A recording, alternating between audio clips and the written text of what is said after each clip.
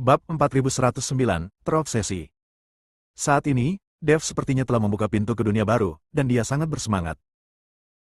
Ternyata ahli formasi sejati tidak hanya bisa mengatur formasi, tapi juga bisa mengubah segala sesuatu. Penyihir formasi selalu berada di pihak yang lebih lemah, sama seperti apoteker, meskipun penyihir formasi dan apoteker jarang ditemukan di dunia manusia.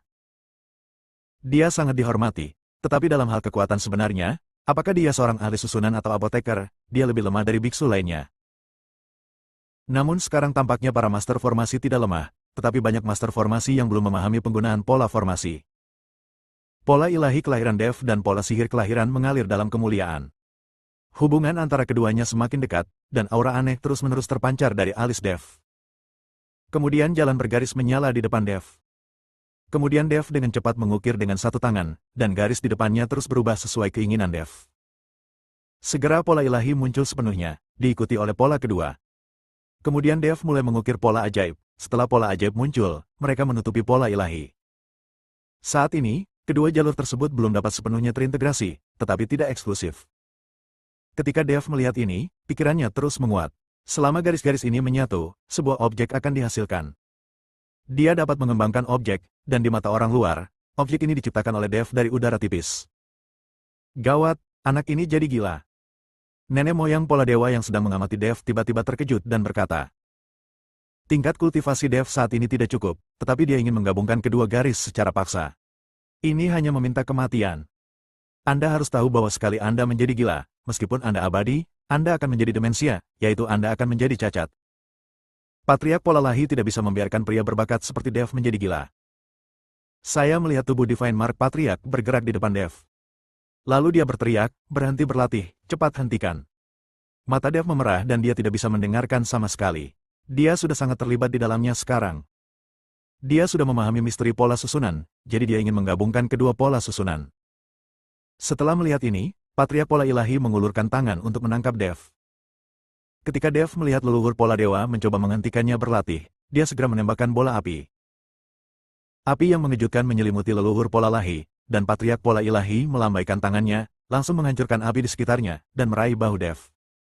Dev sekarang tidak sadarkan diri, dia menaruh seluruh perhatiannya pada perpaduan pola susunan. Sekarang dia menyerang siapa saja yang mendekat untuk menghentikannya, murni karena naluri. Nenek moyang pola dewa menangkap Dev dan ingin melepaskan kesadaran Dev dengan paksa. Jika Dev terus seperti ini, dia pasti akan terobsesi dengannya, seperti orang biasa yang terobsesi dengan sesuatu. Jika dia tidak bisa dilepaskan, itu akan menjadi sangat menyakitkan. Dev mencoba yang terbaik untuk menyerang leluhur pola lahi, tetapi Patriark Pola Lahi menahan serangan Dev dan tidak melawan sama sekali. Kakak senior, kamu terlalu manja pada anak ini. Bahkan jika dia sangat berbakat, dia harus melawan. Ketika Arai Demon melihat ini, dia segera menjadi cemas. Seluruh orang melompat, dan pola ajaib yang memenuhi langit langsung tertangkap di tangannya. Nak, jika kamu berani memukul kakak laki-lakiku, aku akan memberimu pelajaran. Arai iblis itu langsung menembakkan cahaya hitam dan langsung menuju ke Dev. Tubuh Dev gemetar, seperti bola karet kempes, dan seluruh tubuhnya menjadi lemas. Di saat yang sama, mata merahnya perlahan menghilang, dan seluruh orang pingsan. Arai iblis telah memotong pola sihir, dan Dev tidak dapat lagi menggabungkan pola sihir dan pola ilahi. Dev baru saja mengembangkan pola sihir kelahiran sekarang, dan masih banyak lagi pola sihir yang belum sempat dia ukir dan latih sama sekali. Nenek moyang Senwen menyerahkan Dev kepada Baik Xiao dan memintanya untuk membawa Dev beristirahat. Saudaraku, kamu baik-baik saja? Arai iblis bertanya kepada leluhur pola ilahi dengan prihatin. Bab 4110, Katak di Sumur. Nenek moyang pola ilahi menggelengkan kepalanya dan berkata, tidak apa-apa. Untungnya, anak ini mengerahkan seluruh energinya ke dalam perpaduan pola tersebut, jika tidak saya pasti akan terluka juga. Orang ini sepertinya dia tidak berada pada level tinggi, tapi dia sangat kejam dalam serangannya. Jangan ajari dia pola sihir di masa depan. Biarkan dia mempraktikkan pola ketuhanan dengan baik, lalu mempraktikkan pola sihir. Jika dia mempraktikkan dua jenis pola sekaligus, sesuatu pasti akan terjadi. Meskipun anak ini sangat berbakat, kekuatannya masih terlalu rendah. Dia tidak dapat menanggung semuanya sekaligus. Jika dia bergabung dengan paksa, dia mungkin sama sekali tidak berguna. Tetapi orang ini dapat mengintegrasikan pola ketuhanan dan pola ajaib menjadi satu, sehingga kedua pola tersebut tidak saling eksklusif, dan itu sudah sangat bagus. Mungkin kita benar-benar harus mengandalkan anak ini untuk membuka formasi langit dan bumi. Aku tahu, Arai iblis itu mengangguk. Meskipun kedua orang itu terus-menerus bertengkar dan tidak ada yang yakin satu sama lain, mereka masih memiliki perasaan di saat kritis. Arai Demon masih mendengarkan apa yang dikatakan kakak senior ini. Sekarang keduanya telah terperangkap di dunia surga dan manusia selama bertahun-tahun, hanya mereka yang paling dekat dengan mereka. Saya tidak tahu berapa lama, tapi Dev perlahan membuka matanya. Memikirkan kembali keadaannya ketika dia bergabung dengan pola formasi, Dev merasa ketakutan. Nak, kamu hampir menjadi gila. Pola ketuhanan macam apa ini? Bisakah pola ajaib mengintip ke langit dan membuatmu gelisah dan hampir gila? Raja Iblis Ciyun tidak tahu apapun tentang pola dewa atau pola sihir, jadi dia berbicara. Ini tidak seperti mengintip ke surga, tapi seperti membuka dunia baru. Hanya saja aku tidak cukup kuat sekarang, dan aku hampir menjadi gila. Saat aku cukup kuat, aku akan mampu mengubah segalanya. Meskipun Dev sedikit takut, dia tetap sangat senang. Hahaha, saat kamu naik ke surga, kamu akan membuka lebih banyak dunia baru. Raja Iblis Ciyun tertawa, dan sepertinya ada sedikit ejekan dalam tawanya. Bagaimanapun, baginya, Dev seperti katak di dalam sumur. Dev tidak marah atas ejekan Raja Iblis Ciyun, bagaimanapun juga, lelaki tua ini memang memiliki kekuatan untuk menertawakan dirinya sendiri. Adik laki-laki, kamu sudah bangun. Guru menyuruhku membawamu menemuinya ketika kamu bangun. Bai Chai melihat Dev sudah bangun dan berkata. Dev mengangguk, bangkit dan mengikuti Bai Chai. Segera Dev dibawa ke sebuah gubuk jerami. Ini bukanlah gubuk jerami tempat Dev memadatkan pola ketuhanan kelahirannya. Rumah jerami di sini jelas lebih mewah, dan memiliki berbagai macam furnitur untuk keperluan sehari-hari. Bahkan sebelum dia memasuki rumah jerami, Dev sudah bisa mencium aroma anggur. Tuan, adik laki-laki sudah bangun, saya membawanya ke sini. Bai Chai berkata di luar rumah jerami. Dia tidak berani masuk ke dalam rumah dengan santai. Biarkan dia masuk, suara leluhur pola lahi terdengar. Dev masuk dan menemukan bahwa leluhur Senwen sedang duduk di meja minum bersama iblis, dan ada beberapa piring lauk pauk di atas meja untuk mereka berdua. Kelihatannya sangat menyenangkan, tetapi bagi para beku dengan kekuatan mereka, minum dan makan hanya membuang-buang waktu. Anda harus tahu bahwa waktu sangat penting bagi setiap beku di surga dan dunia manusia. Jika mereka ingin naik menuju keabadian, mereka harus berlatih keras. Bagi mereka, makan hanya membuang-buang waktu. Belum lagi bersenang-senang sambil minum dan ngobrol. Duduk dan minum bersama. Nenek moyang pola dewa melambai ke arah Dev dan berkata. Dev tidak sopan, dia langsung duduk di meja dan menuangkan segelas anggur untuk dirinya sendiri. Energi spiritual yang kuat, disertai aroma anggur, memenuhi seluruh ruangan dengan energi spiritual. Hanya dari baunya saja, Anda dapat mengetahui bahwa anggur ini pasti enak, dan juga merupakan anggur spiritual kelas atas. Anggur ini baik untukmu. Anggur ini diseduh dengan hati-hati dengan berbagai jenis rumput jeli. Kata iblis susunan kepada Dev. Bab 4111, perlahan dan bertahap. Mendengarkan kata-kata dari Arai Demon, Dev sangat bingung dan bertanya, bukankah anggur spiritual ini merupakan hal yang baik untuk kedua senior? Setelah mendengar ini, Arai Demon melihat ke arah leluhur pola ilahi, lalu tertawa keras dan berkata, tentu saja anggur spiritual ini tidak berguna bagi kita. Yang kita perlukan untuk berkultivasi adalah energi abadi, bukan energi spiritual. Meskipun ada banyak energi spiritual di surga dan dunia manusia, energi abadi sangat sedikit. Jika tidak, kita berdua tidak akan terjebak di surga dan dunia manusia selama bertahun-tahun. Setelah mendengar ini, Dev yakin bahwa keduanya berasal dari surga. Namun, meskipun energi abadi di dunia manusia tidak banyak, Dev telah banyak ditemui, terutama di reruntuhan Sekte Suci Janji, juga terdapat energi abadi dan cairan spiritual. Itu adalah genangan cairan roh peri. Jika ini diberikan kepada dua orang, bukankah mereka akan tergila-gila? Sangat disayangkan pada akhirnya, dia tidak mendapatkan cairan roh peri, dan semuanya diserap oleh pemimpin Sekte Suci Janji. Wah, bakatmu adalah yang terbaik yang pernah saya lihat. Jika kamu berlatih keras, kamu pasti akan menjadi ahli formasi di masa depan. Tetapi di sepanjang jalan kultivasi, ingatlah untuk menjadi gelisah dan terburu nafsu, dan Anda perlu mencapainya secara bertahap dan bertahap. Meskipun kamu tidak memujaku sebagai gurumu, pola ketuhanan yang telah aku pelajari akan diteruskan kepadamu. Jika Anda tidak mengerti apapun, silakan bertanya. Nenek moyang pola ketuhanan berkata kepada Dev.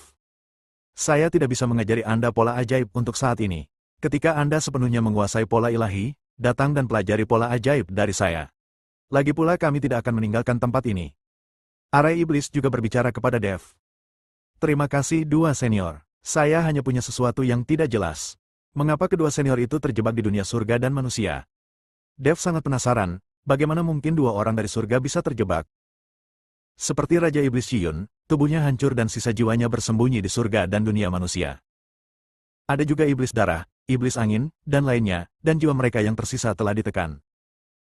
Tetapi melihat susunan iblis dan leluhur dari pola ilahi, mereka tidak terlihat seperti tubuh yang ditangkap oleh sisa jiwa. Nenek moyang Senwen tahu apa yang ingin dia tanyakan, jadi dia tersenyum pahit dan berkata, bukan hanya kita berdua yang terjebak di surga dan dunia manusia, pasti ada banyak orang dari langit dan bumi. Perang antara dewa dan iblis saat itu sangatlah kejam. Banyak makhluk abadi dan iblis yang binasa, dan banyak makhluk abadi dari ras binatang juga mati secara tragis di dunia surga dan manusia ini. Saya tidak tahu berapa banyak orang yang telah meninggal di dunia para dewa dan manusia ini. Bisa dibayangkan berapa banyak orang yang telah meninggal di seluruh alam semesta. Kami juga terluka parah akibat perang tahun itu. Selain itu, seseorang membentuk formasi besar langit dan bumi di surga dan dunia manusia, sehingga mustahil bagi semua orang di surga untuk kembali ke surga. Nenek moyang pola ilahi menjelaskan. Senior, apa yang terjadi dengan perang antara dewa dan iblis? Dan siapa yang mengatur formasi besar langit dan bumi ini? Kamu harus tahu bahwa orang-orang yang terjebak ini adalah makhluk abadi dan iblis. Jika Tuan Besar dari klan iblis membentuk formasi besar langit dan bumi, dia tidak mungkin juga menjebak orang-orang dari klan iblisnya sendiri, kan? Tetapi jika itu dilakukan oleh makhluk abadi tertentu, lalu mengapa dia menyegel makhluk abadi ini? Aneh sekali, siapa yang melakukannya? Mungkinkah orang yang membentuk formasi besar langit dan bumi bukan berasal dari pihak abadi atau iblis? Atau mungkin orang inilah yang memprovokasi perang antara dewa dan iblis dan menciptakan kekacauan. Dia bukan anggota pihak manapun dan hanya menggunakan ini untuk merombak kartu di surga. Bagaimana aku bisa tahu siapa itu? Mengenai apa perang antara dewa dan iblis itu, aku tidak bisa mengatakannya dengan jelas. Tapi kalau dipikir-pikir, perang antara dewa dan iblis lebih seperti konspirasi. Sayang sekali bertahun-tahun telah berlalu. Sekalipun itu konspirasi, apa yang bisa kita lakukan? Sekarang kita bahkan tidak bisa kembali ke surga. Hanya dengan menerobos formasi besar langit dan bumi ini kita dapat memiliki kesempatan untuk kembali ke surga. Kata nenek moyang pola ilahi. Lalu siapa yang bisa menembus formasi besar langit dan bumi ini? Dev berkata. Kamu di masa depan, kamu tidak bisa menerobos sekarang, tapi kamu pasti bisa menerobos di masa depan. Nenek moyang pola dewa menunjuk ke Dev dan berkata. Bab 4112, Anda akan menjadi pemimpin sekte ini. Dev terdiam sesaat ketika dia mendengar kata-kata dari leluhur pola ilahi. Dia tidak menyangka bahwa evaluasi dan ekspektasi dari leluhur pola ilahi terhadapnya begitu tinggi. Dev sendiri tidak memiliki kepercayaan diri yang begitu besar, tetapi meskipun Dev tidak menghancurkan formasi langit dan bumi, selama dia berkultivasi ke alam keabadian, dia bisa terbang ke surga. Hanya saja orang-orang yang terjebak di surga dan dunia manusia ini tidak memiliki cara untuk kembali ke surga, mereka juga tidak dapat menggunakan kultivasi untuk meningkatkan alamnya dan kemudian naik. Jadi Dev tidak perlu menerobos formasi besar langit dan bumi. Hanya saja dia menerima pola ketuhanan dari nenek moyang pola ketuhanan, dan juga memadatkan pola ajaib dari formasi iblis itu sendiri. Sekarang jika dia mengatakan bahwa dia tidak cukup baik dan tidak dapat menghancurkan formasi langit dan bumi, Dev merasa sedikit bersalah. Jika saya memiliki kemampuan ini di masa depan, saya akan menerobos formasi besar langit dan bumi dan membiarkan kedua senior itu kembali ke surga. Dev tidak punya pilihan selain menyetujuinya untuk sementara. Bisa, kalau kamu mau menunggu, kamu bisa. Tetapi masalah penghancuran formasi besar langit dan bumi ini harus dilakukan secara sukarela oleh Anda. Kami tidak akan memaksa Anda. Bagaimanapun, ini melibatkan seluruh dunia surga dan manusia. Dan itu mungkin mempengaruhi kultivasi dan kenaikanmu, tapi ada satu hal. Jika kamu benar-benar menerobos formasi besar langit dan bumi, aku rasa banyak orang akan berterima kasih padamu setelah kamu naik ke surga. Kata nenek moyang pola ilahi. Senior, jangan khawatir, saya menjadi sukarelawan. Ketika kekuatan saya sedikit meningkat, saya akan datang ke senior Aradimen untuk mempelajari pola sihir. Kemudian saya akan menemukan cara untuk menerobos formasi besar langit dan bumi dan memberi kamu kebebasanmu. Dev berkata dengan sungguh-sungguh. Hahaha, oke, aku menunggumu. Aradimen tertawa keras. Senior, masih ada banyak hal yang harus aku selesaikan, jadi aku tidak bisa tinggal bersamamu di sini, dan aku tidak bisa pergi setelah mempelajari semua pola ketuhanan. Saya juga berharap senior bisa menjadi bangsawan dan biarkan saya pergi. Dev berdoa kepada leluhur pola ilahi. Jika Anda benar-benar selesai mempraktikkan semua pola ketuhanan, Anda bahkan tidak akan tahu berapa umur monyet itu. Tentu saja, aku akan membiarkan Baik Xiao membawamu keluar. Aku juga akan meminta Baik Xiao membantumu dengan hal-hal yang kamu janjikan pada Gu Tianchao. Hanya saja Gu Tianchao berperilaku buruk dan tidak cocok menjadi pemimpin sekte Liangyi. Biarkan dia menjadi wakil pemimpin sekte. Anda harus tetap menjadi pemimpin sekte. Saat kamu pergi, Gu Tianchao akan mengelola sekte Liang Yi, sehingga kamu dapat mengontrolnya. Nenek moyang pola dewa berkata kepada Dev. Ketika Dev melihat bahwa leluhur Shen Wen sudah mengetahuinya, dia tidak bisa berkata apa-apa lagi. Jika dia diminta menjadi pemimpin sekte, dia akan menjadi pemimpin di sini untuk mengelolanya. Manajemennya masih diserahkan kepada Gu Tianchao. Tidak ada perbedaan antara Gu Tianchao, wakil pemimpin sekte, dan ketua sekte. Semuanya tergantung pada seniornya, tapi kakak senior Bai tidak pernah meninggalkan tempat ini. Bisakah dia membawaku keluar? Dev bingung. Anda harus tahu bahwa Bai Kao mengatakan bahwa dia tidak pernah pergi dari sini. Dia hanya tidak mau keluar dan bersembunyi di dunia kecil ini untuk berlatih. Saya tidak mengontrolnya. Dia bisa keluar kapanpun dia mau. Apalagi dia sudah berkali-kali ke Liang Yimen. Orang-orang dari Liang Yimen yang ingin bertemu denganku dibawa masuk olehnya. Kata nenek moyang pola ilahi. Ketika Dev mendengar ini, dia terdiam. Bai Chai berbicara tentang perasaannya untuk waktu yang lama, karena dia tidak ingin meninggalkan tempat ini sama sekali. Saat itu, Dev merasa kasihan pada orang ini, tetapi sekarang dia memikirkannya, dia benar-benar mengkhawatirkannya. Terima kasih, senior.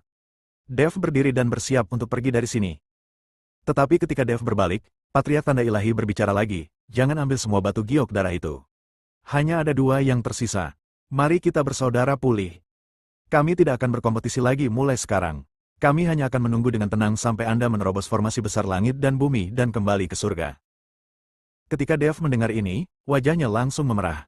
Dia setuju dengan Gu Tianchao hanya untuk giok darah dari sekte Liang Yi. Sekarang nenek moyang pola dewa mengatakannya secara langsung, saya merasa sedikit malu. Bab 4113. 1 tahun sudah cukup.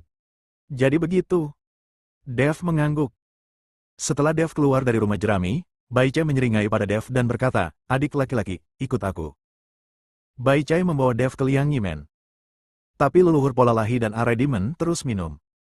Kakak senior, menurutmu berapa lama waktu yang dibutuhkan anak ini untuk menerobos formasi besar langit dan bumi dan membiarkan kita kembali ke surga? Arai Iblis bertanya kepada leluhur tentang pola ilahi. Nenek moyang pola ilahi perlahan mengulurkan jari dan tidak berbicara.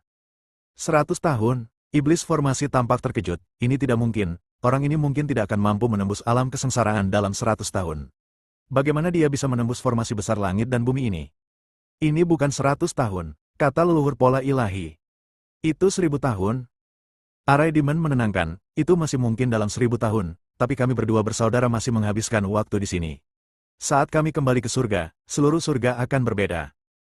Orang-orang tua yang bersama kita memiliki pelatihan ribuan tahun dan mungkin jauh lebih kuat dari kita. Mereka pasti akan ditertawakan. Hahaha adik junior, kenapa pesimis sekali? Bukankah hanya 1 tahun saja? Nenek moyang pola dewa tertawa dan berkata, 1 tahun? Setelah mendengar ini, Iblis formasi buru-buru menggelengkan kepalanya, berhentilah membuat masalah. Anak ini menerobos formasi langit dan bumi dalam 1 tahun. Bagaimana mungkin? Itu sama sekali tidak mungkin. Adik laki-laki, pernahkah kamu memperhatikan bahwa identitas anak laki-laki ini sangat tidak biasa? Kalau dipikir-pikir, seorang biksu tingkat 6 di alam kesengsaraan dapat membunuh seorang biksu Mahayana, dan dia memiliki aura 3 ras di tubuhnya. Dia adalah seorang biksu muda, tetapi dia memiliki ruang asal yang luas dan telah menguasai beberapa jenis api pamungkas. Hanya dalam beberapa hari, dia memadatkan pola ketuhanan kelahiran, dan dalam beberapa jam, dia mempelajari beberapa benih pola ketuhanan. Pola sihirmu juga terkondensasi dalam sekejap, dan itu juga dapat membuat pola ketuhanan dan pola sihir saling berhubungan. Apakah kamu tidak memikirkan alasan dari perilaku aneh ini? Kata nenek moyang pola ilahi. Kenapa? Arai Demon bertanya dengan rasa ingin tahu. Kalian, kamu tidak menggunakan otakmu sama sekali. Sekarang kamu bisa mengetahui pola sihir kelahiran yang telah dia padatkan sendiri. Nenek moyang pola ilahi tersenyum dan berkata, jangan bilang, aku belum memeriksa orang ini.